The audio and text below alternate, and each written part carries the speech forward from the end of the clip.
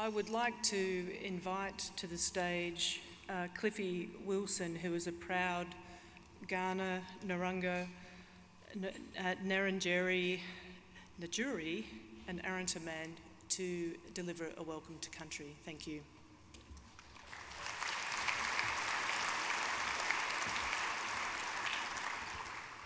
Thank you. Good afternoon. How are we all? Doing well? Yep, that's good. Before I go into Welcome to Country, I always like to start by saying I'm absolutely honoured to have this opportunity to stand up here to represent my family, the Kaurna community, but also Kumakaru Cultural Services, which is the organisation that I work for, but also gave me the platform to be a part of the first generation of my family to connect back with culture and relearn the Kaurna language over the last few years. So I really appreciate the platform that I've been given today, and I would like to now welcome you in the traditional Kaurna language. And I want to start by saying, Mani Tawu, Nyanka Namena, Namani. Mani Nina Budni, Nainari Cliffy Tunkel, Munacha Wilson, Nagana, Ngarrindjeri, Narungga, Najri, Arrendamiu. Maruchanga Gana Mirna, Nadu Tampadi, Nalugani Yatanga Tikandi. Na Wangadi Mani Budni Gani Yatana, Nachu Yukandalia Yakandalia, Nachalia. So to translate that, ladies and gentlemen, firstly, it's good to see you all. It's good to see that you're doing well. I would like to introduce myself for those who don't know me. My name is Cliffy Wilson. But down here in Kaurna country, my traditional names are Tunkel and Manaicha. So as always, I like to give some explanation to those names so you have some understanding of what they are and what they mean to me. The first one, Tunkel, is my individual totem. And our totems in community across the country can range from native plants and trees, native animals, or even some of the tools and artefacts that we've created over time. And our role is to become the protector of whatever that may be. So I have an animal, so a few rules and stipulations that I go by. I can't hunt, kill, or eat that animal. And if I see it sick or injured, I have to nurture back to health. Now, I always say when having a discussion with the elders about my totem name, we forgot to have a discussion about my safety because they gave me Tunkel, the king brown snake, one of the most dangerous animals in the world, so kind of threw me under the bus with that one, didn't they? So thanks for that, appreciate it. I know I like to have a bit of fun up here with that one. But also Manaicha is just my birth order name. So when a mother down in Kaurna country gives birth to children, they're all given a birth order name. And Manaicha for me, it translates to the fourth born and male of my family. My family are proud Kaurna people from here in the Adelaide Plains, but we're also proud Ngarrindjeri people from back on the low lakes of the Coorong. We have strong family connection to the Narungga people back on the York Peninsula, the Najri people on the Flinders Ranges, and last but not least, the Arrernte people in the Northern Territory Alice Springs. Today I would like to welcome you to this Bumbabalya, today's conference or event, depending on how you want to interpret that word, but also welcome to a significant area for the Kaurna people, which we refer to as Tarrandanyanga. Now I'd like to also give some background to this name and where it comes from. It actually derives from two words in the Kaurna vocabulary. Firstly, Tarranda, which is a big red kangaroo and the totem for the Kaurna people. We believe that Tarranda gave men and women their law down here on Kaurna country that we abide by for many years and still do today. But the second half of that word is Gunya, which is the rock. And I don't want to confuse anybody. I don't mean Dwayne Johnson, the guy you see on TV from time to time, okay? But look, many, many years ago for the Kaurna people, there was a large rock just outside the doors here near the River Torrens, or as we called it, Katarurupari, where not only Kaurna people, but community from all across the country would come to perform ceremony. That rock, you don't see it there anymore. It was quarried down many, many years ago to help build some of the foundations for the older churches and the buildings that you see standing today throughout the Adelaide CBD.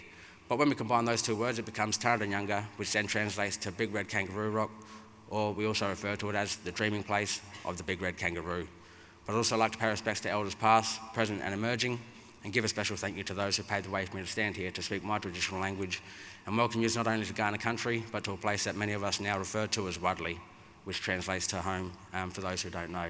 So I'd also like to pay respects to other Aboriginal, Torres Strait Islander, First Nations people across the country, those who may be in attendance with us today, but also pay respects to the many different backgrounds across the country of Australia today. I pay respects to your religions, your traditions, and your spiritual beliefs, as they're still important to you today as well. But now I'd like to finish off by saying Nachalia and Nakada. So Nachalia in the Kaurna language just means thank you. So firstly, to the staff and organisers of today's conference, thank you for giving me this platform to be able to come here and showcase some language and hopefully educate you about this little area that we call home. I really appreciate it. To the audience, thank you very much for your time, your attention and your respect, and thank you very much for laughing at my jokes. I appreciate that very much. But also would like to say Nakada, which is something that you can use later on today when you're leaving here, because Nakada in the Kaurna language, it means we'll see you again when our paths meet. because as Aboriginal people, we don't believe in a goodbye. We think we'll see each other again, whether it's in this life or when we pass on to the dream time. So thank you again and have a great day. See you later. Well, thank you, Cliffy, for such a warm welcome to country and for really grounding today's conversation in this place. For those of you who don't know me, my name is Melinda Salento. I'm the CEO of CEDA, the Committee for Economic Development of Australia, and it's great to be back here in Adelaide and to see so many of you with us here. Can I add my acknowledgement to elders past, present and emerging, and pay respects. One of the things that I've been doing this year in the spirit of reconciliation as part of my acknowledgements of country is reminding people that 25 years ago, Australia crossed the Sydney Harbour Bridge and bridges across the country to acknowledge the importance of reconciliation in Australia. It was a massive day, and I'm sure many of you will remember the visual images of so many tens of thousands of people showing their support for reconciliation. In the shadow of the Voice referendum, I think there's an opportunity for us this year to all reflect on how we might continue to demonstrate our support for reconciliation and for the empowerment of our First Nations people and voices. Can I thank you all for being here? My notes tell me that this is the largest event that CEDA has had since the 2023 State of the State here in Adelaide. But I think they're a little bit inaccurate now, because with 1,008 of you here in the room, I think this is in fact the largest event that we've had in CEDA's history, and it's great to have you all here. Can I thank today's sponsors? It's not possible for us to do what we do or to hold events like this without our sponsors, and they are all sponsors who've been standing by this State of the State, including since 2023. Adelaide Airport is a major sponsor and have been members for years. Deloitte is also a major sponsor, as is RAA of South Australia. Supporting sponsors include Adelaide University and Flinders Port Holdings. Each one of these organisations has been a member of CEDA for at least 20 years, and we greatly appreciate your support for today and for CEDA more broadly. Can I acknowledge some of the dignitaries in the room? First of all, I think almost all of the, well, first of all, the Premier, of course, but I think the Premier is also joined by almost all of his ministerial colleagues, and it's great to have you all with us. CEDA board member and South Australian State Advisory Council President Justin Jamieson, and our South Australian State Advisory Council members Kate Crozer and Phil Hoffman. I'd also like to welcome especially students from Salisbury, Woodville and Adelaide high schools, as well as those from the Pembroke School who are joining us. Thank you to the Clontarf Foundation and the Smith family for arranging their attendance, and to Adelaide Airport and Flinders Port Holdings for supporting this initiative in hosting student tables at today's event. Thank you also especially to students from UniSA and the Wilderness School who came in early to help us actually register so many of you, given the huge audience that we have, and we absolutely could not have done it without their support. Welcome to the media in attendance. You can see them. They're obviously very interested to see what the Premier has to say. Thank you for being with us. For those of you in the room, we'd love for you to be part of the conversation, not just in the room, but also to share your thoughts and insights with the wider audience. You can join the conversation today and ask questions through the Pigeonhole app. The QR code is on your table, and the password for that today is SASOS25. You can also scan the QR code on the table to see who else is in the room and to connect with them. Now, I don't really want to stand in the way of you and the Premier, but I did just want to take this opportunity to say a quick word about something that we've been doing at CEDA. We launched last week our Progress 2050 agenda. This is something that we've been working on for more than a year in deep consultation with our members and other stakeholders. And what Progress 2050 is our long-term vision and agenda for Australia. It sets out 6 ambitious goals for the country that we will be using to mark our work against and to assess Australia's progress against. I would encourage you to have a look at our website where you can find out more about that, and we will definitely be in touch to be talking about how you can engage and contribute to the work that we're doing. Now, quickly, let me tell you how today's event is going to run. In just a moment, I will hand over to Nick Reid, who is the CEO of RAA SA, who will formally introduce the Premier. After the Premier's speech, we will have lunch, and then Brenton Cox, who is the Managing Director for Adelaide Airports, will be up on stage with the Premier managing the Q&A, which is your opportunity to jump on and ask questions or to vote for other people's questions. We will have mics in the room as well if you feel like standing up in front of 1,000 of your closest friends.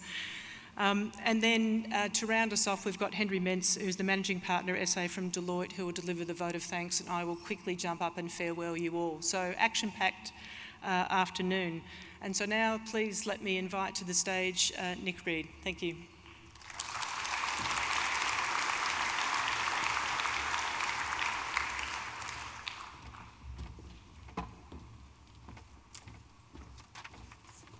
Thanks very much, Melinda, and good afternoon, everybody. So good to see so many people here, a record CEDA event, all of whom no doubt share a passion in seeing South Australia doing very well. I'd like to start with an acknowledgement of country. Mani Naglu Tumpati Naglu Gana Yatunga Imberlindi. This event has become a mainstay on the business and political agenda, and today's event is extra special. We're weeks away from a federal election, and we're 12 months out from a state election. There's no better time to debate the big issues than right now. REA is a proud sponsor of CEDA, State of the State. We are fundamentally committed to our role as a member advocate and driving commercial and social value outcomes as South Australia's largest and oldest mutual. REA believes in healthy and robust public policy debate. We have more than 830,000 members trusting us to help shape their future and make a positive impact on their lives and the causes they believe in. We've been a powerful advocate for our members and our state for more than 120 years, and that builds trust. We're a trusted advisor and also the state's most trusted brand. This is a responsibility we don't take lightly. We represent more than 70% of South Australian households and probably more than half of the people in the room. And our core reason for being is to make life better for our members and better for the state. We understand and can play a role in what South Australians need most. This is the value we bring to the table. Like all of us here, REA has a huge interest in seeing South Australia succeed. As a mutual, REA's motives are fundamentally different. We can play a key role in strengthening social cohesion, increasing trust, and building a brighter future for our members and the broader community. And we are ready to invest to help drive a better future for our members and our state. Upon completion, our recently announced partnership with Allianz to underwrite our insurance business will see a significant amount of new capital injected into South Australia, and we are more ready than ever to do more in and for our state. We shouldn't always be looking to governments to solve our problems. We plan on raising the already high bar we set for ourselves. REA can have impact at scale, so you'll hear a lot more from us going forward. We'll be setting ourselves an ambitious goal of even greater impact at a member, social and community level. We'll be going hard on the issues that are important to South Australians. We'll be demonstrating value to our members like never before, and we'll be doing our best to make sure no one in our community is left behind. At REA, we have the ambition, the energy, and now the capacity to drive and create real impact and change.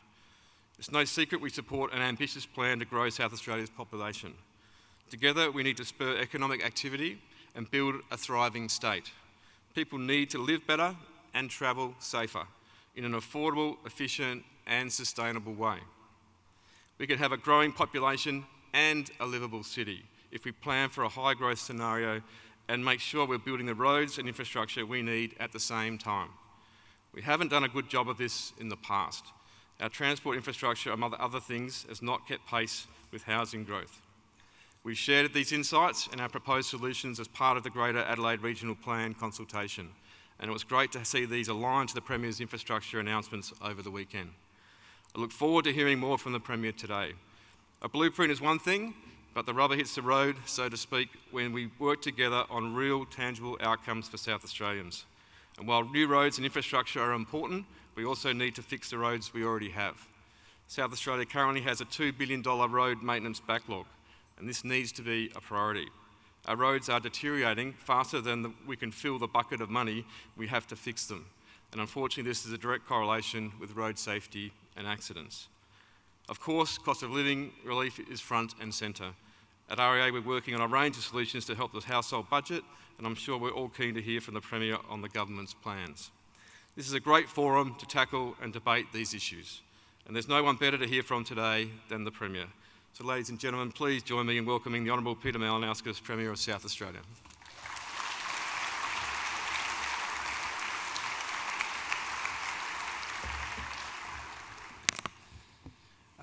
Thank you, Nick. It's good to be here on Kaurna land. Can I thank Cliffy for his welcome to country? To the Honourable Dr Susan Close, the Deputy Premier of South Australia, my Cabinet ministerial colleagues, parliamentary colleagues, to Jane Lomax-Smith, the Lord Mayor of Adelaide, to you, Melinda, and also Justin from CEDA, thank you for facilitating quite the platform today. We meet today in a city that is globally acknowledged as one of the world's most livable places. It's something to be proud of, and it's something we should be motivated to preserve. We are also in a state experiencing an unprecedented moment of opportunity, even in globally volatile times. Last year, South Australia reached the top spot on the ComSec State of the States report. We held it 3 times. That's never happened before. We're currently ranked as the second best performing economy in the nation. We're duking it out with Western Australia. South Australia is the best performing mainland state on gross state product on a per capita basis. The Business Council of Australia ranks South Australia as the best place to do business due to our tax regime in conjunction with our planning system. 73,000 jobs have been created over the course of the last 3 years. 54% of them proudly have been full-time. There are 12,500 more businesses operating in South Australia today. That's growth of 8.1% over the last 3 years, which is well in excess of the national average. My favourite, South Australia's unemployment rate has only ever had a 3 in the front of it for 13 times over the 47 years that monthly records have been kept. Only 13 times in 47 years. And every single time that has happened during the life of this government. Now, I don't recite these numbers to deny the fact that hardship is being felt out there in the community. That is real, and in many instances, it is cruel. But it's also true that these numbers reflect the fact that our state is outperforming the rest of the nation. But more powerfully than that is the fact that this can be just the beginning. Our greatest economic opportunities, like the massive expansion of naval shipbuilding, of which AUKUS is only one part, or the tripling of copper production and its beneficiation here at home, these are still ahead of us. So when we think about the South Australian economy, I'm less interested in the growth that we are achieving now and far more interested in the growth that we can achieve over the next 10 years and beyond. As it stands today, current population growth has us on track to be at 2 million people by 2031. Officially, we know that the Greater Adelaide region is projected to grow by 670,000 people by 2055, which is actually not that far away. 670,000 people. That's the equivalent of a Hobart, plus a Newcastle, plus a Townsville, plus a Darwin combined. The challenge is how are we going to handle that growth without losing all that makes this city such a great place to call home? how do we celebrate the economic power of that growth while also maintaining the social licence for the growth itself? To this end, I submit to you that there are two areas of public policy over which governments have significant influence that are the most critical. The first is education, training and skills, which is not nearly discussed enough in the context of our nation's challenge around productivity and our growth agenda. But the second area, which is also the most urgent, is housing policy, which is economic policy. At this point in time, more than ever before, housing policy is economic policy. In June last year, I announced the state's housing roadmap. Within it, there were a suite of policy reforms and commitments. 3 of them were of particular significance. First was water. Anyone in this room, and there'd be a number, anyone in this room that's got any familiarity with constraints to housing growth at the moment, the most urgent and pressing need is water. So we've decided to do something about it. We made the not too easy decision to increase the costs of people's water bills in a climate where the politics of the day is most preoccupied with costs of living, and justifiably so. In that environment, despite the political headwinds, we've increased people's water bills to fund the immediate installation of massive trunk water infrastructure. The previous 4-year regulatory period over which the former government presided, $150 million towards trunk water infrastructure, and now we've got water cutting around the northern suburbs and people not getting what are called DAFIs, which allows them to build. We've increased that $150 million to closer to $1.6 billion, and as we speak, pipes are going into the ground, mainly in and around the northern suburbs, including in Elizabeth North. This is a massive undertaking.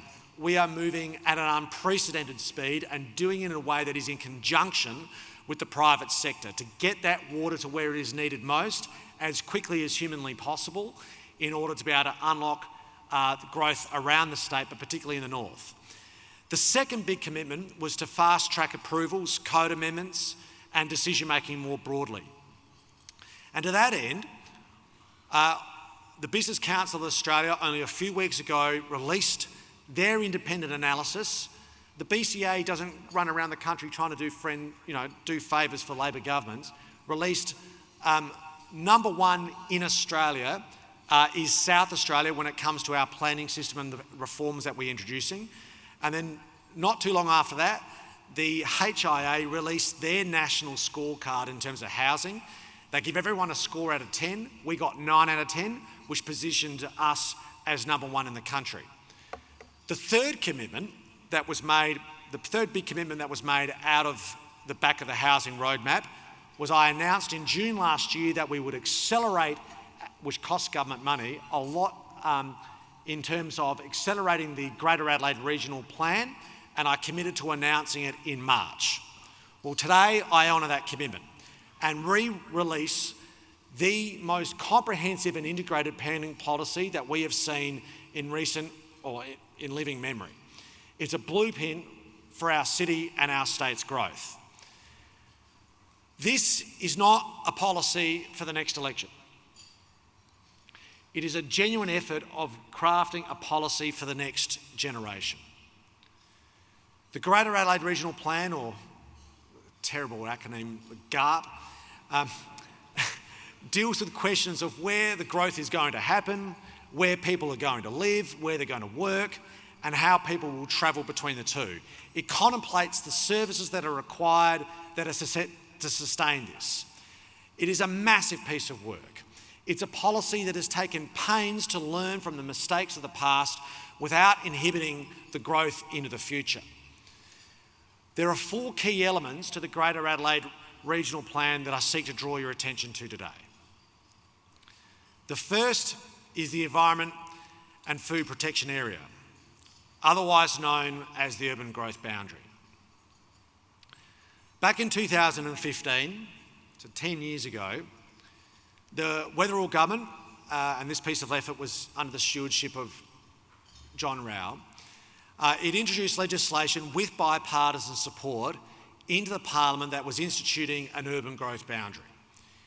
It was done to realise a conscious policy ambition that all future housing growth in Adelaide would consist of 85% infill while restricting urban growth to just 15%. My government is abolishing these targets. For reasons I'll speak to a little bit later, I think they are wrong. And today, I announce that we are going to change the urban growth boundary. Now, this is a big deal. In actual fact, it's quite a difficult thing to do, both technically and politically. It's technically challenging because it requires legislation. The urban growth boundary was deliberately legislated to make it difficult for future governments to change it. And I can tell you to that end, they succeeded. And politically it's challenging because there will be people who argue, and in fact there already were on radio this morning, that we shouldn't be reducing the size of the Environment Food Protection Area. There are people who demonise urban growth as urban sprawl. So I should be clear on why we choose to do this. We are doing this because without long-term consistency, clarity and certainty to the market, government then in fact is consciously constraining urban growth and therefore housing supply. This is a policy for less homes. This is a policy for higher priced homes. And that is a policy that denies people choice about the types of homes that they can live in. And when you add all this up, it almost amounts to a policy that deliberately denies future generations access to the great Australian dream that most people in this room have been able to take for granted. The biggest changes to urban growth boundaries are going to be in Roseworthy, Two Wells, Victor Harbour, Goolwa and Murray Bridge. And I want to particularly cite Murray Bridge because it goes to the second big change within the plan, and that is to employment, commercial and industrial land supply. We're all guilty of it. Well, it's not a sin, but we all, in South Australia, we look through realestate.com, it's a point of interest, and most South Australians do it. But they're not typically checking the commercial listings nearly as often. So employment land doesn't get talked about around the water cooler quite like housing does. But economically, it is just as critical. So to address this, GARP is making provision for another 7,782 hectares of land for commercial and industrial use. Of that, a quarter, 1,945 hectares, is already being zoned as we speak and ready for development, with the remainder to progressively be rezoned across the 30-year plan. I do want to acknowledge the Murray Bridge Council for their facilitation of realising this ambition. They deserve credit for it. It's not an easy thing for a council to advocate for. The third key element is land reservation. I'll share with you a story. This is not new, what you're seeing here. This is actually from 2021. It's an image of a Renewal SA document that was put out to the market to sell off the land you can see on the screen there. Contained within that particular portion of land, in actual fact, it contained the rail corridor that was otherwise set aside for the Aldinga rail extension. We get into government, we had made a political commitment that we wanted to be a government that tried to have the discipline to think about the long term, to make a genuine effort to not just make the short-term decisions. So we got in and we were quickly advised, this is within weeks of forming government, we were quickly advised that this sell-off was already in train, it had already been gone to market, and there were a few weeks before the tenders closed and we were then locked in and couldn't reverse the decision. It was worth millions of dollars to the budget. The former government wasn't doing it for no reason. They were doing it because you could make money out of it. It was government-owned land set for the rail corridor. So we were left with this dicky-die debate within Cabinet about, do we cost the budget money? Weeks, at the exact same time that we were formulating the budget in the June of that year, do we cost the budget money for something that literally no one is talking to us about? Or do we cancel the sale, which they don't have a budget implication, and at the same time upset a bunch of developers that had been months, if not years, in the process of acquiring the land? We made the conscious decision to upset the developers, carve off the land, keep it and cop the budget hit. And it wasn't an easy call, because that's money you can't spend elsewhere. But it was, I guess, a genuine test of whether or not we wanted to think about the long term. Within the GARP today that is being released, that is being put on steroids, that decision. Whether it be reserving land for the purposes of power lines or schools or healthcare facilities or rail extensions or any other piece of critical social infrastructure, we are putting in place a regime so that instead of playing catch up with second-rate sites or compulsory acquisitions, we're getting in the business of reserving the land at the start of the process, not as an afterthought. Under GARP, we are instituting land reservation policies in an entirely new way for all of the services that I named. So beyond that, we do this to make it easier for future governments. Now, politicians, as I've just demonstrated, we love shit-canning former governments. So at least in terms of planning, I want to make that as hard as possible for the next government. And finally, I announce a new policy for the North. Let me create an image in your minds. We've all driven up Main North Road. Let's pretend you're driving up Main North Road and you're heading north towards Gawler, maybe you're going to the Barossa. You drive past Manopara and then all of a sudden you hit, you exit suburbia and there is just land there, a very substantial volume of open space land prior to get to Gawler and you return to civilisation. Most of that land is currently zoned as rural living. There are very, very few people there, but similarly it's not being used for prime agricultural purposes. Today, as part of the Greater Adelaide Regional Plan, we announce that all of that is being rezoned. All of that land has been rezoned. Over years, in fact over decades, that land from iterative decisions with one not really necessary linking to the next, that has been locked up and has been seen as being politically untouchable by virtue of the fact that there was a need to maintain a green belt around Gawler to preserve the status of Gawler. We're going to rezone it, all of it. It's primarily in the area of Cuddler. So for the purpose of this story, I'll refer it to a Cuddler. Let me show you an example of just how crazy this is. So you're all familiar with this. So if we zoom in to Cuddler, I want you to look at that particular block in the middle of the screen there where you see the little green dots.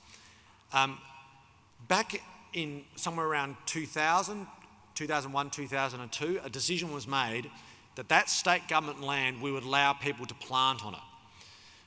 Ostensibly, potentially for very good reasons, to green it. Right? I'm sure there were very good reasons for it, but it was daft. That's Main North Road. That's the Gawler Railway line, and there's a train station there at Cuddler. Now, the trees don't catch trains, and what makes it worse is that I've gone and looked at this place because I wanted to see it with my own eyes. It's not, particularly amazing. It doesn't serve any sort of unique biodiversity sort of purpose. So all of that's going to become houses and the whole area around it because we want to grow in the places that make it sense the most. But more than that, we've also got a very firm view about the fact that people in the northern suburbs shouldn't be deprived equally with access to high quality parklands. So today I announce that we will be establishing the Northern Adelaide Parklands. The Northern Adelaide Parklands. People in the city here today, we are familiar with our parklands. Well, the Northern Adelaide Parklands is going to be 40% bigger than our city parklands. It'll be done in 2 stages. The first stage you can see to the west of the Gawler Railway line.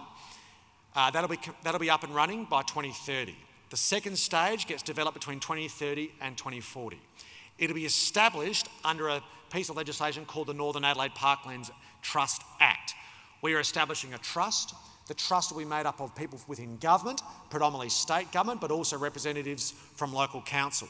Local councils will contribute revenue to the effort, but the principal funding mechanism to establish the parklands and operate the parklands will be done through capturing economic uplift through the rezoning of Cuddler. Rezoning of Cuddler.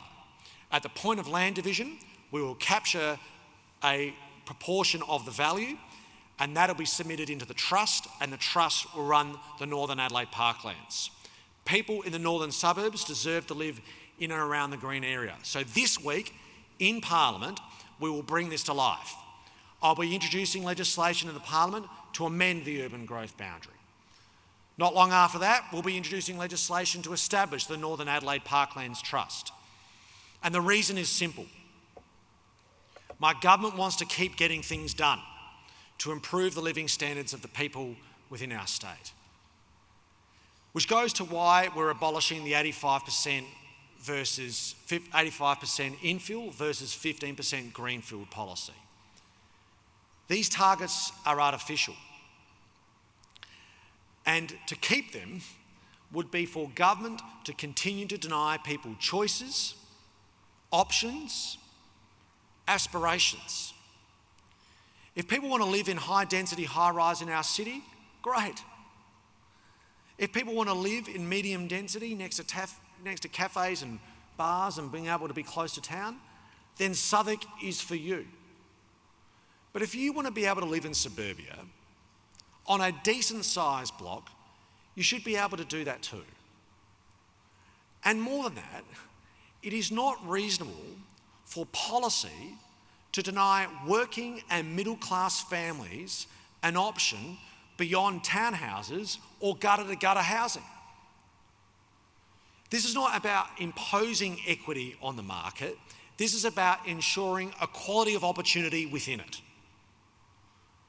Working and middle class families should not be denied aspiring to a 700 square metre block with enough room for a pool and the kids to play hide and seek. And it shouldn't only be residents in Prospect or Dulwich or Unley that are able to walk to parklands. So that's why we're abolishing the artificial targets.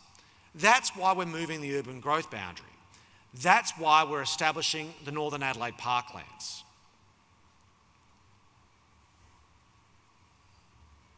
Now, it feels at the moment,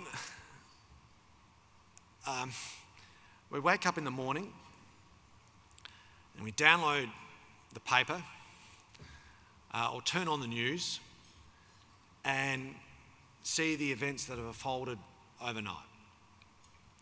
And, you know, every new day seems to present some unpredictable development, you know, a shift in the recognised order, the reversal of an established norm.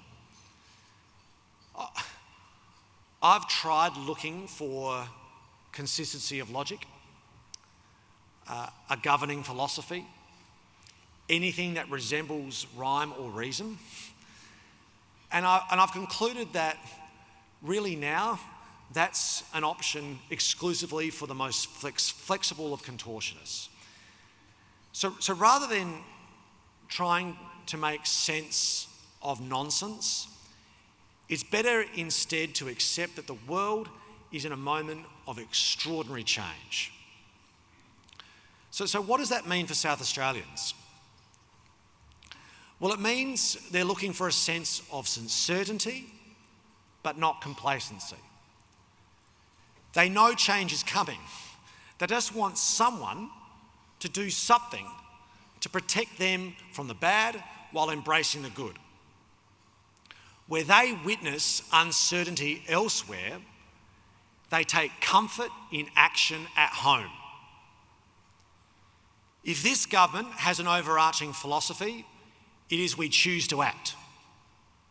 If we have to amalgamate universities to create a world-class institution, we act. If we've got to bulldoze a heritage building to ensure that we've got a women's and children's hospital that will last, we act. If technical skills are as important as uni degrees and we have to put tech colleges back into high schools, we act. If mobile phones and social media is threatening our kids' ability to learn and feel safe at home, we act. If people want an end to political donations because they're sick of seeing politicians at fundraisers instead of floods, we act.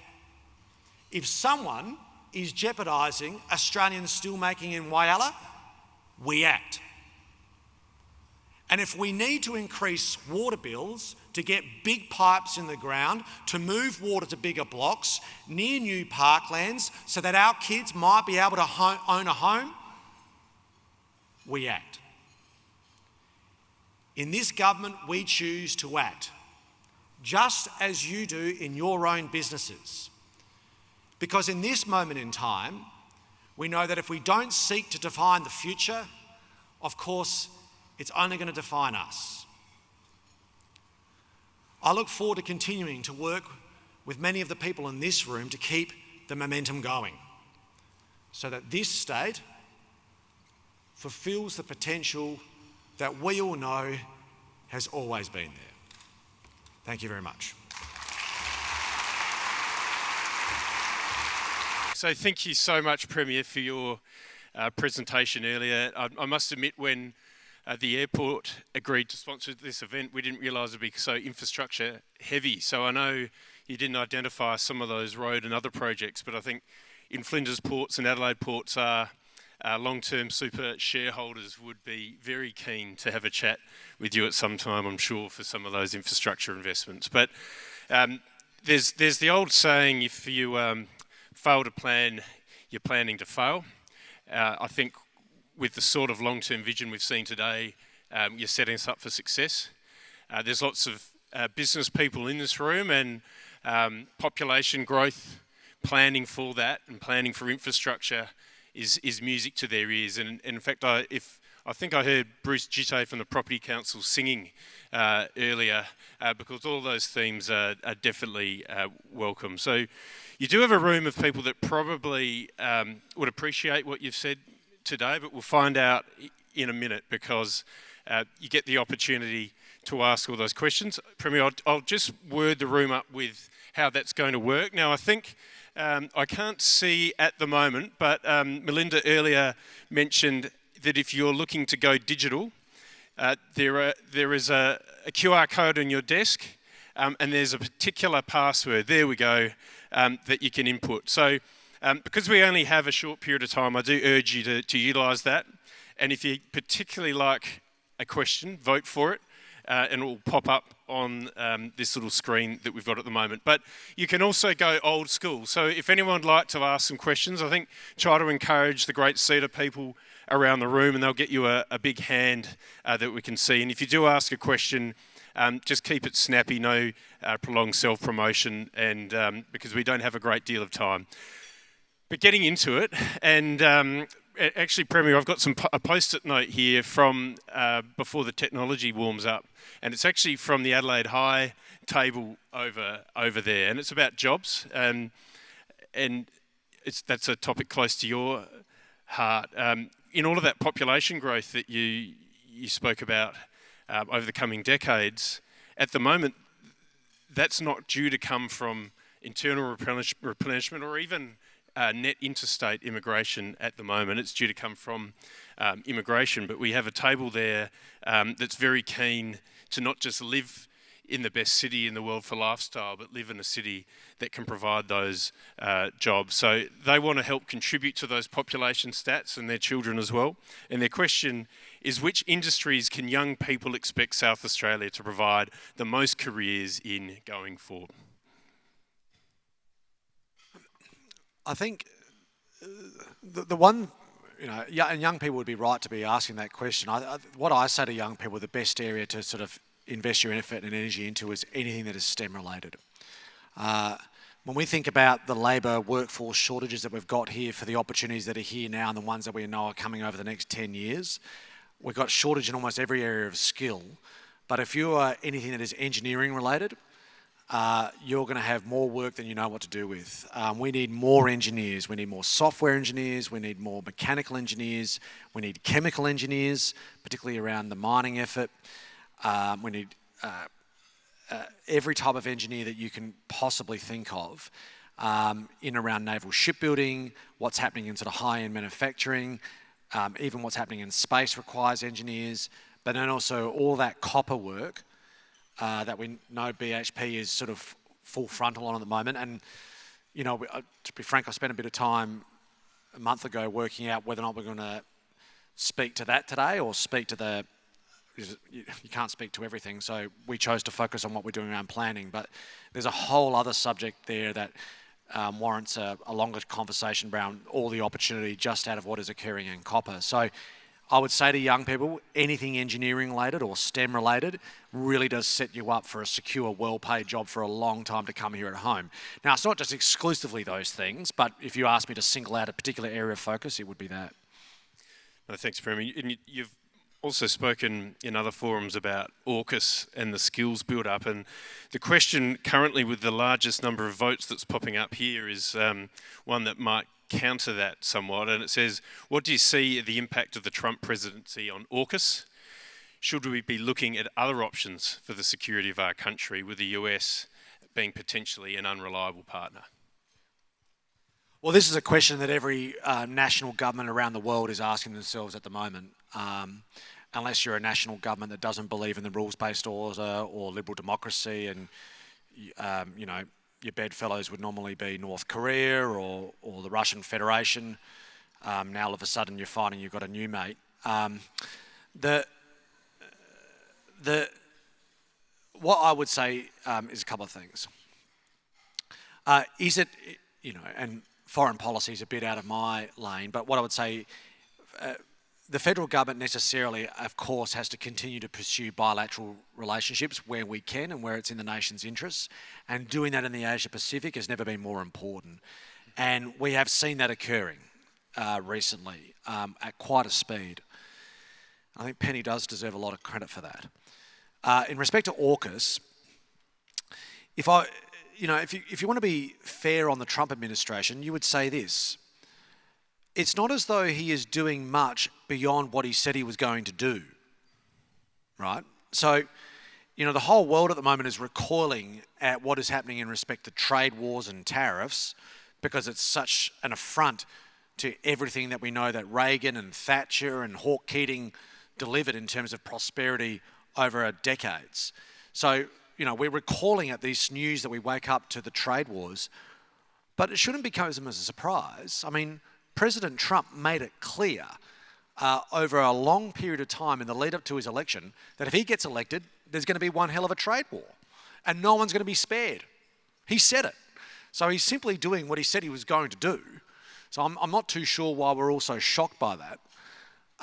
But in respect to AUKUS, to the Trump administration's great credit, everything they've said on the record has been positive, particularly in respect to the SSN AUKUS, which is the most important to South Australia. People will debate about the Virginia-class program, but that's about what's going to happen in Western Australia. The SSN AUKUS program, which is ultimately a British submarine with American technology, we're going to be building here at home, and everything they've said about that has been totally supportive. And there's been nothing that's come out of the Trump administration in respect to its defence policy and its relationship with us that has been remotely concerning. So, but get used to this. I mean, this is what I'd say to South Australians, if I speak plainly about it. For the next for a long period of time, like 4 decades, we are going to have articles in the AFR and in the Australian and other journals talking about the challenges around AUKUS. This is exceedingly complex. It's never been done before in the pace that we're seeking to do it. So there's going to be problems and there's going to be challenges. There's going to be things that go wrong. There's going to be stories about cost blowouts. What we need to do is just get on with the task, and particularly from the state government's perspective, this government and the one that follows it and the one that follows that just has to be zeroing in on that skills effort. Just one quick example of how there is progress here, which is, people would have seen it in the Tiser, but I don't get the sense it was talked around in the barbecue so much. A couple of weeks ago, we announced, remember we did the land swap with the federal government. We swapped Keswick for land at Lefevre Peninsula and also up at Coltana. Anyway, as part of that deal was that land swap was to build a skills and technical college that the state government has a say on how it's designed, but it's all federal government money. They've started now, we did the sod turning the other day, $480 million being invested just in the capital works, just in the physical building, to build the Training and Skills Academy, the Skills and Training Academy down at Osborne. A $480 million project is underway there as we speak. None of you are going to see it unless you drive down the Lefevre Peninsula. And that is happening at the moment because that effort is happening in train at pace. So we just got to keep getting on with the task. I'll keep getting asked about it at press conferences, but no one who ever asked that question can actually point to anything that President Trump or any of his colleagues have said on the record that undermines the AUKUS program. Well said. Thank you, Premier. Well, national security protects what's dear to us, and the next question is about something I don't know much about, but I believe you do, and it's around the new public obstruction law, if I can actually say it. Public obstruction law. So there's apparently $50,000 fines and jail times involved with hindering peaceful protests and harming the democratic freedoms in South Australia. So this is an anonymous question, but plenty of people voting for it. Shock. Yeah. That's brave. Yes, I've been asked about this for a while. So this is about the protest laws that we instituted as a state government. Remember that, what's the name of those? Extinction Rebellion. Extinction Rebellion were spray painting cafes underneath Santos and hanging off bridges out here, just down here on Morford Street and shutting off traffic. So we put in place what was characterised as the protest laws. But basically what we did was we dramatically increased the penalties for what was already a criminal act that was instituted by the Dunstan government, funnily enough, following a disaster that had occurred during the life of his government around the Vietnam moratoriums. Basically, we took the Public Nuisance Act, which has already been in place, and jacked up the penalties because Extinction Rebellion, we understand, were crowdfunding so they could break the law at will. There is no law against protesting or public assembly or demonstrations. I mean, we've had no shortage of them since we passed that law, let me tell you. No shortage of them. And that's a good thing because that's part of a good, healthy, functioning liberal democracy. All we're saying, though, is if you're going to demonstrate and protest, you're not allowed to vandalise other people's properties. You're not allowed to shut down North Terrace so that people can't get to the RA, that sort of behaviour. So we jacked up those penalties, and I make absolutely no apologies for that whatsoever. Protest, go as hard as you like, but don't infringe other people's liberties in the process. That's what that law is there for. Well, there's no one from Extinction Rebellion here, so it's sort of the laws are working. But moving not yet. Maybe by the time we get outside, I don't know. Don't feel like a pie in the face. I was talking about the importance of gas on radio this morning, so Well, we're talking about water in a second rather than hot air, and this is about water security. It's very simple. Got lots of votes here. What's the government doing to ensure sustainable water security? You spoke a bit about that earlier, but well, look, as we foreshadowed, we've got the biggest investment in trunk water infrastructure that we've really ever seen in the post-war era. We have to keep that going. We can't sort of stop. As many of you would know, back in the Rand government, they had the foresight to invest a huge amount of money in a desal plant, which has been paid off through your water bills. Ever since that desal plant was commissioned, it's rained. Up until now. And now the desal plant is operating at full capacity. That's never happened before. In fact, normally it doesn't run at all except for care and maintenance. We are concerned about this. We desperately need a drink. And look, the best example of where there is an immediate issue is where we are building a desal plant at the moment, and that's on the Eyre Peninsula. If we did one of these in the Eyre Peninsula, there would be protests at the front about the Billy Lights Point desal plant that we're building over there, because the Yulee Basin is running dry. But we are just, and I said it at a public forum where I was getting, some pretty, some chin music in terms of the questions. And I said, look, we're just going to build this thing because otherwise you'll be protesting about you not being able to turn on the taps. So we do need to invest in this type of infrastructure. That's done through SA Water. We often bemoan SA Water. It's a regulated monopoly that brings with it challenges, but they're also predominantly employing engineers. And I like policy that is underpinned by science, and we shouldn't reject science, we should embrace it and use it to govern decision making, even if that means we have to do difficult things like increase water bills from time to time. No votes in that. The only votes in water is reducing water bills, but when we reduce water bills, we compromise water security. And I think that's unconscionable. When people's gardens die, I think you lose votes. So we're very grateful for the desal operating at the moment. Back onto GARP, and with all of that housing growth on the call it the fringes of Adelaide, are you expecting them to be commuting in to Adelaide and the CBD for work, or do you think the government or the private sector needs to do more to support employment outside of the CBD? Absolutely the latter. Absolutely the latter. Look, of course, a proportion of people want to commute into the town, and that's a good thing. They should be able to do that. On a high-quality electrified rail service, that's easy. But, we still haven't seen public transport anywhere in the nation enjoy the rate of usage that we saw pre-COVID. Not in any capital city around the country has that returned. In Queensland, when they put in place 50-cent fares, there was a massive rush to public transport use, and pretty quickly they stopped using it again. So, because the nature of work is changing. CBD, critical. Economically, important. But so is being employed outside of the CBD. We're going to have a lot of people on the Lefevre Peninsula. When I think about public transport, I think we're going to be thinking about places like there, because AUKUS alone is 5,000 direct jobs, up to 20,000 indirect. I mean, that's huge numbers. So we see that being the challenge more than just the CBD locations.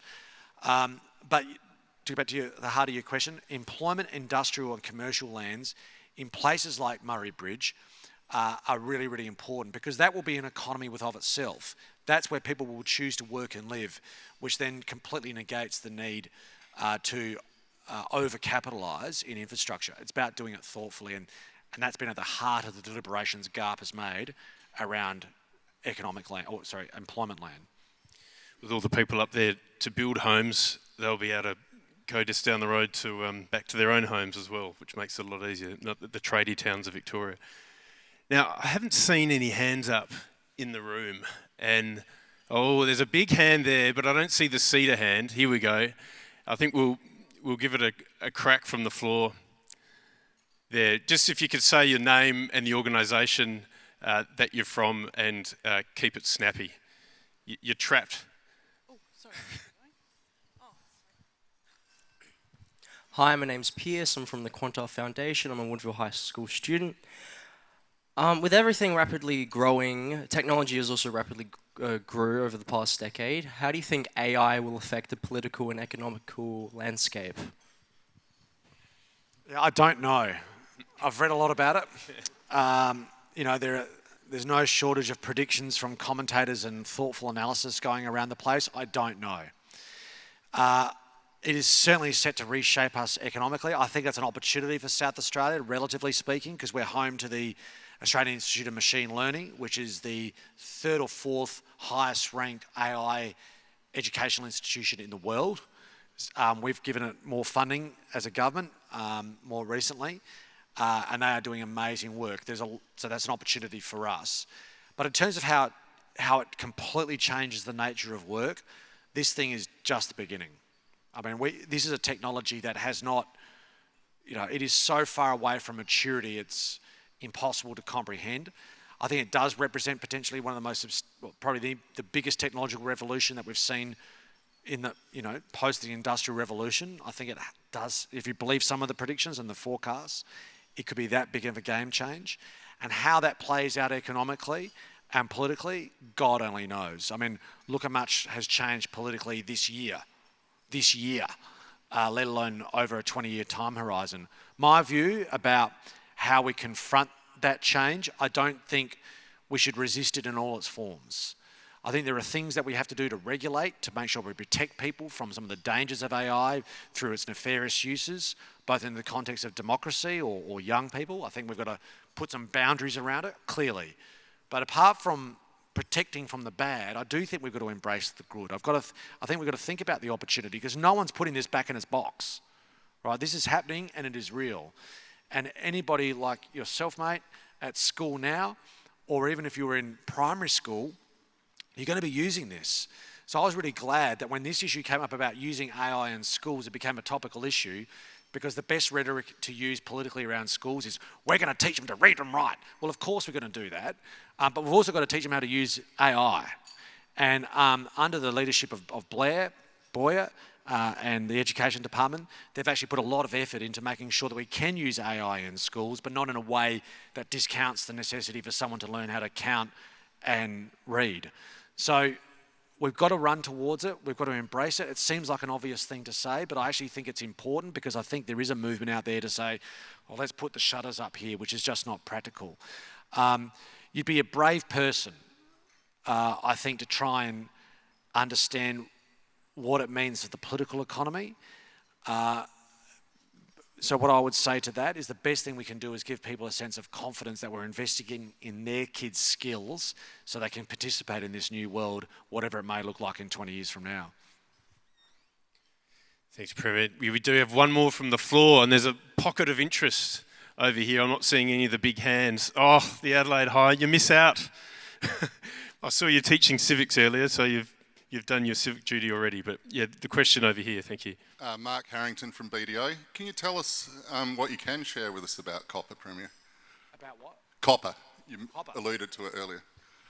So, I mean, many people in this room will be familiar with this, so forgive me for repetition, but currently the state government is engaging with BHP to facilitate what's called the Northern Water Project, which is us potentially spending somewhere in the order of, six or north of that, $6 billion to build a 600-kilometre pipeline and an over 200 megalitre desal plant on the Eyre Peninsula to get water up to the in and around Olympic Dam in the Gawler Creighton to unlock the tripling of copper production here in South Australia. Tripling.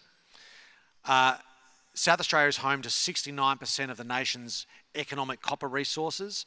It's exactly why BHP spent $10 billion acquiring Oz Minerals last year.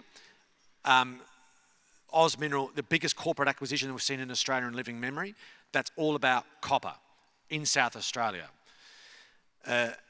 If you read BHP's everything they're doing about planning for the future, copper, what BHP is trying to diversify out of its cash cow in Western Australian iron ore and invest in copper. It's where all the growth is. There is nowhere near enough supply globally at the moment to meet demand, let alone forecast demand, which is why the price is going up. That's a big opportunity for our state. But more than that, the good thing about copper is that the economics of copper lend itself to beneficiation before exporting it.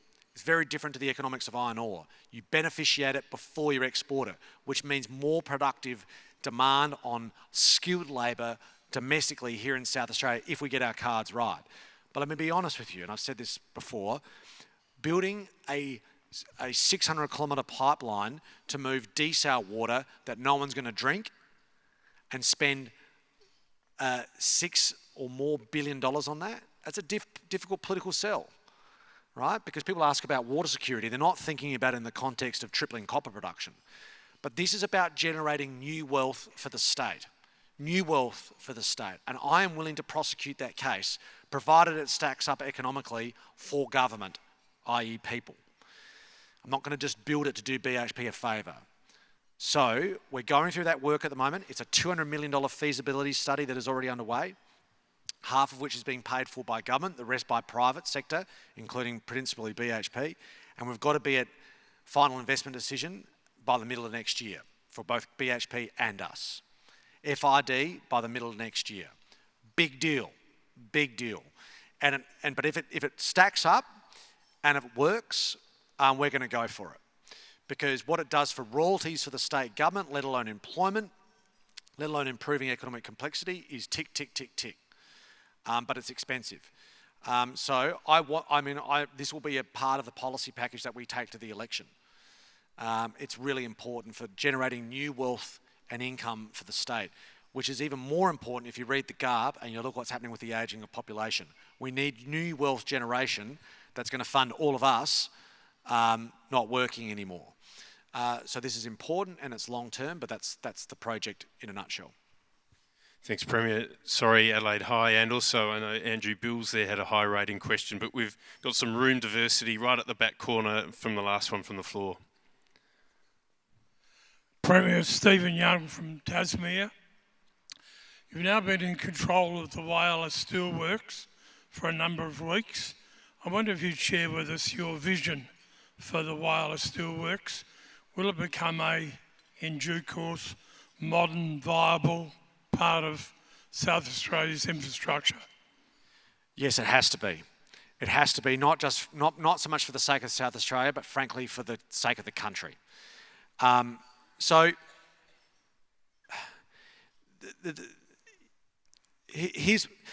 The government doesn't control the steelworks. I don't particularly want to control the steelworks. Currently, it's under the responsibility of the administrator, who of course acts independently of government, notwithstanding the fact that we are funding the administration with the Commonwealth. What have we learned out of the period of it's been in administration? They exported $7.8 billion of iron ore out of the Middleback Ranges, Iron Knob, during the course of GFG's ownership. That's a lot of cash. The majority of that cash went elsewhere, including the cash generated from over $1 billion, well over $1 billion worth of steel sales. So there is cash going through the business, that's positive. But the steelworks has been massively underinvested in because cash has been taken out of the business and sent to overseas operations, Romania or Czech Republic, wherever it was that GFG were doing it. We've intervened. The objective is to get into new ownership. That's going to take about 18 months. It has to happen. And the way that we take a business that wasn't in good shape because it's been invested in, I'm talking about the steelworks, not the mine, although the two go together. The way we do that is by making sure there is an investment package which is principally being funded by the Commonwealth of 1.5 billion from the Commonwealth, 400 million from us, $1.9 billion collectively for a new owner to invest the capital in the transformation of the steelworks so that it washes its own face and stands on its own 2 feet without the necessity of government. That's the plan. That's the objective. And that 1.9 billion has already got them knocking. In fact, I was just chatting at my table with, I won't say who, but we're chatting at the table about who some of those big companies are already knocking at the door.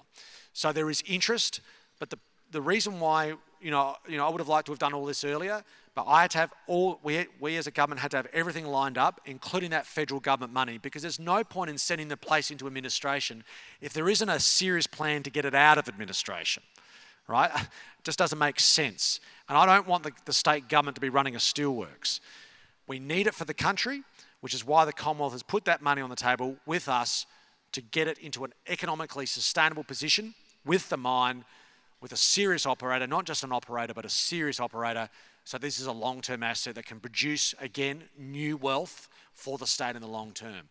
And part of that process is participating in the gradual decarbonisation of steel production, which we know is necessary to be able to compete on international markets. So, yes, Stephen, it's all about the objective of having this stand on its own 2 feet.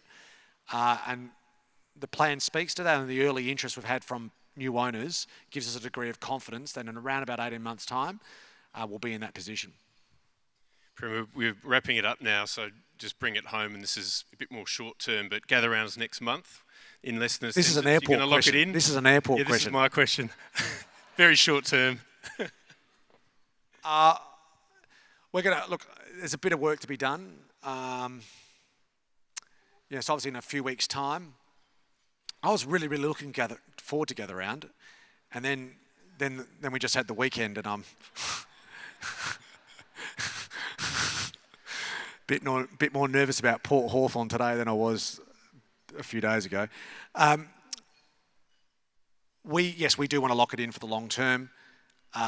We haven't started formal negotiations with the AFL for that. We will try and do that.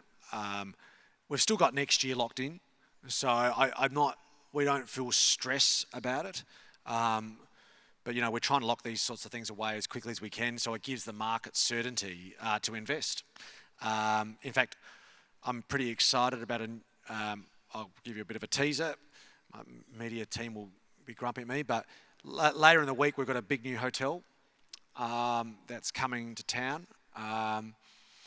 So these types of investments, they're interested in the not just gather round, but the plan for how we're growing the visitor economy. Those long-term investments are easier to make when they know there's a long-term plan, and having something like Gatherway locked around long-term is better economically to drive that investment. It's good for you too. So we will try, but it's impossible right now just to say where that'll land. Great to own it.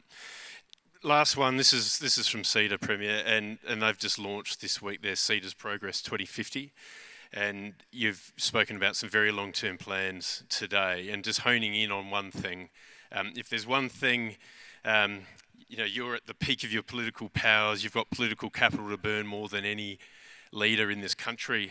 If you could choose one area of policy to nudge today to set up generations of tomorrow, what might that be, and why might that be? One thing I'd say about political capital is it can come and go pretty quickly. So we're very conscious of that. Like, in politics, you're here 1 minute, you can be there the next. So, in terms of political capital, my theory is you've got to spend it. Political capital is different to cash. It doesn't earn interest in the bank. You've actually got to use it. Nationally, the one thing that no one ever talks about is R&D funding. Our university sector is being smashed by really ill-thought-through policy at a federal level, including by the current federal Labor government, and it'll be even worse under the coalition government if they get their way by smashing or slashing the number of international students. It's really bad policy for the country because international students, for better or worse, and I actually think it's worse that we're even in this situation, but international students is what provides universities revenue to do R&D. And unlike other parts of the world, most of the R&D that happens in this nation is happening in universities, not in the private sector. As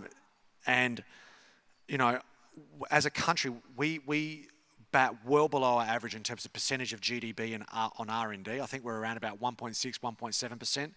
The US is at 3.5%. The OECD's around that. Israel's at over 5.5% of percentage of GDP in R&D. We're at 1.6, 1.7. So, if we're serious about not wanting to be the world's quarry and being able to have a decent standard of living, we've got to improve our economic complexity. We're a high-wage nation, but we're ranked between Uganda and Burkina Faso in terms of economic complexity. In the 90s, in terms of all countries around the world, R&D is the thing that helps gets us there, right? That's what underpins innovation. That's what underpins productivity. And people talk about productivity, and normally the next thing I hear people talking about is how we're going to reduce wages or get rid of penalty rates to improve productivity. That's a lazy argument. The way you improve labour productivity is to make sure that the value of the unit of labour justifies the cost of it, right? And we're not going to become a low-wage nation. If we want to be a high-wage nation, we've got to invest in the things that underpin the innovation of the units of labour. R&D is key to that. Now, the room's pretty bored as we speak, but no one ever comes to a street corner meeting if I'm in North Adelaide or Elizabeth and says, "What are you doing about R&D?" They don't ask these questions. But we do need a national debate around what we do in higher education, how we fund R&D, how we encourage the private sector to invest in their own R&D, because the businesses that do it, and there are lots that do it well, they're the ones that grow and improve their value.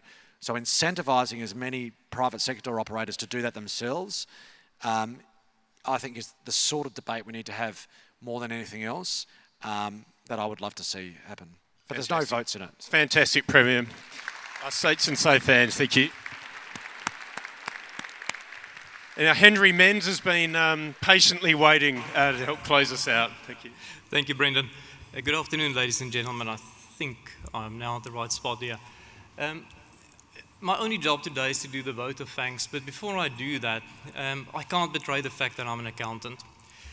The most important quote I've ever heard come out of the US, and definitely not from the current administration, was, "It's the economy, stupid." Before this session, I asked the opinion of my Axis Economic colleagues on the South Australian economy, and they said exactly what the Premier just said. South Australia has outperformed during a difficult time and has got the potential to continue to outperform. Now, personally, I don't believe anything happens by accident. Premier, every time I listen to you speak, it strikes me how lucky we are to have strong, pragmatic economic leadership in the state. Policies that will build the critical infrastructure, invest in people, and make the state a better place to do business in. That is what enables private sector to invest and take advantage of the great opportunities in front of us. Premier, thank you for that. Brendan, I know how difficult it is to do that Q&A. To paraphrase the questions on that iPad is not easy, and I'm not saying some are stupid questions. You did a spectacular job. Thank you for that. Can everybody please join me in thanking the Premier and Brendan?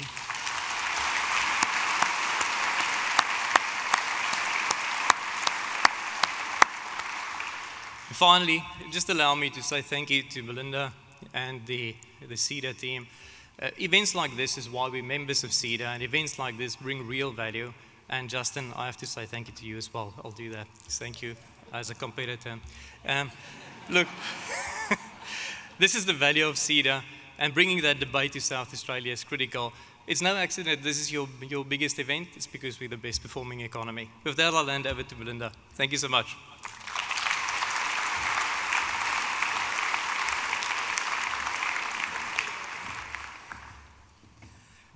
What a fantastic way to end. Premier, I was not bored. I was on the edge of my seat. As an economist, as you said, R&D and productivity, we could have gone on for hours. But in all honesty, it's not my job to summarise the Premier's speech, but I did want to say that the one thing that he said that really resonated for me was that if you don't seek to define your future, it will only define you or us. And that is absolutely at the core of our Progress 2050 work. And so many of the themes that were talked about in the Q&A sit within the 6 goals that we've articulated, including the very first one, which is about how we can look towards a future that sees Australia's businesses amongst the most dynamic and competitive in the world. It seems to me that we are definitely going to have to bring this conversation seriously into Adelaide, not just for events like these, but for some really meaty Chatham House rule conversations, so you can tell us what we really need to hear about how we can drive this agenda forward. Can I thank our sponsors again, Adelaide Airport, Deloitte, RAA of South Australia, our supporting sponsors, Flinders Port Holdings and the University of Adelaide, and of course to Brenton, Henry and Nick for your contribution on stage today. A shout out to the students again. Our agenda is really all about you, so thank you so much for being in the room, and thank you so much for asking questions. It's a pretty intimidating audience for all of us, and I think that was tremendous to see you bringing your perspectives to our conversation today.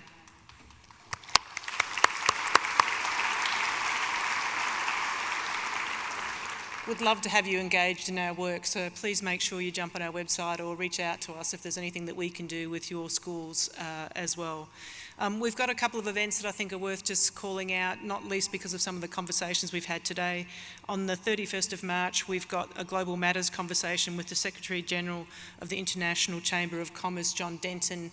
All of the things that were asked about Trump and so much more will be discussed in that live stream. On the 9th of April, we've got Building South Australia's EV Circular Economy as a roundtable here. And then on Tuesday, the 6th of May, we've got Addressing the Housing Crisis, which of course we talked about today as well, but we'll have the Minister, Nick Champion, headlining that. So plenty more for you to engage with. Until then, thank you again for being here, and thank you for making this just such a great event for all of us. Have a good afternoon.